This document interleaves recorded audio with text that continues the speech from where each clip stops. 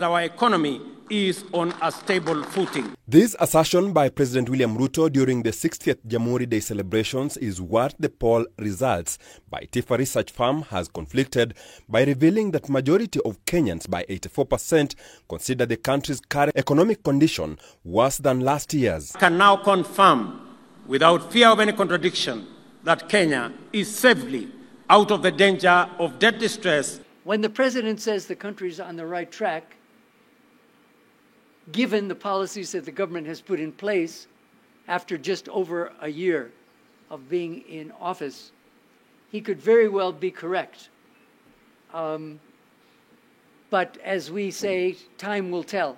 Asked about the greatest challenge they think the Kenya Kwanza government faces, respondents cited inflation and cost of living at 39%, corruption at 15%, debt payment at 8%, opposition pressure at 4%, declining value of the shilling at 3%, and unemployment at 2%.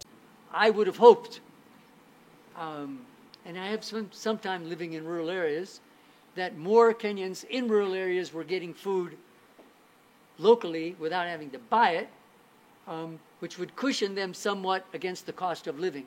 But when you see that 46% of rural Kenyans are having to buy their food, you can understand, most of their food, you can understand why cost of living with regard to food is really, really pinching.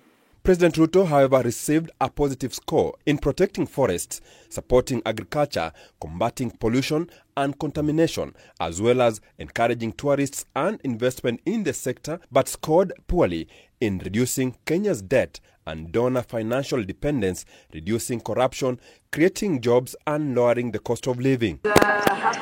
The poll also featured Cabinet Secretary's performance in the Kenya Kwanza government, as well as their foreign trips and local trips. So we've divided the ratings that we got based on people who know them into three categories. Energy Cabinet Secretary Davis Chirchir was ranked as the lowest performing CS in President William Rutos' cabinet at 19%, owing to the public dissatisfaction over increased fuel prices and power outages. When we have these national power blackouts, is that really in any way the fault or the mistake of Bwana Chirchir? There are a lot of people below him who are dealing with power. So I don't know where the blame lies. But, you know, the responsibility starts with the person the president appoints to sit on top of that ministry.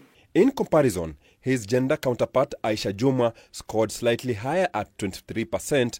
National Treasury CS Njuguna Ndung'u secured 24%, sharing the ranking with counterpart Zakaria Njeru of Water and Land CS Alice Wahome. Other cabinet secretaries in the bottom 10 include Florence Bore of Labour at 25%, Rebecca Miano of Trade at 27%, Moses Kuri of Public Service at 27%, Penina Malonza of EAC at 27%, and Simon Chelugui of Cooperatives Development at 31%.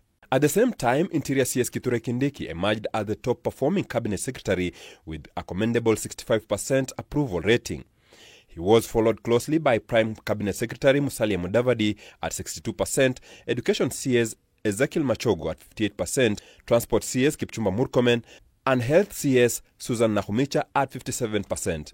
Mudavadi was also ranked as the CS with the most foreign trips at 16, followed by Kipchumba Murkomen with 6 and Susan Nahumicha with 3. Or the next time you're interviewing the president, you can ask why those two in particular seem to be making more foreign trips. Kindiki, according to the poll, has no reported foreign trips, but leads in local trips, having visited 41 counties, followed by Mudavadi, who has visited 23 counties. The survey was conducted on 3,009 respondents between November 25th to December 7th, 2023. Philip Murutu, K24, Nairobi.